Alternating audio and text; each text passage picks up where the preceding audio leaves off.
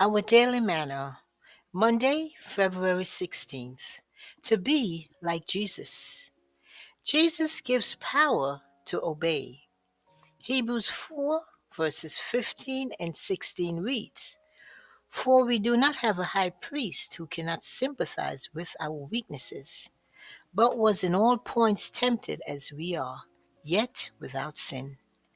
Let us therefore come boldly to the throne of grace, that we may obtain mercy and find grace to help in time of need. Satan represents God's law of love as a law of selfishness. He declares that it is impossible for us to obey its precepts. The fall of our first parents, with all the woe that has resulted, he charges upon the Creator, leading men and women to look upon God as the author of sin and suffering and death. Jesus was to unveil this deception. As one of us, he was to give an example of obedience. For this, he took upon himself our nature and passed through our experiences. In all things, it behoved him to be made like unto his brethren. Hebrews 2 and verse 17. If we had to bear anything which Jesus did not endure, then upon this point Satan would represent the power of God as insufficient for us. Therefore Jesus was in all points tempted, like as we are. Hebrews 4 and verse 15. He endured every trial to which we are subject, and he exercised in his own behalf no power that is now freely offered to us. As man, he met temptation and overcame in the strength given him from God.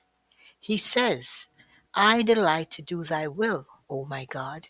Yea, thy law is within my heart. Psalm 40 and verse 8. As he went about doing good and healing all who were afflicted by Satan, he made plain to human beings the character of God's law and the nature of his service. His life testifies that it is possible for us also to obey the law of God.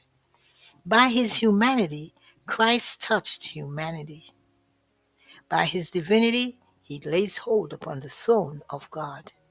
As the Son of Man, he gave us an example of obedience.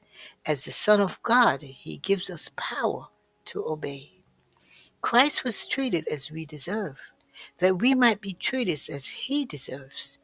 He was condemned for our sins, in which he had no share, that we might be justified by his righteousness, in which we had no share. He suffered the death which was ours, that we might receive the life which was his.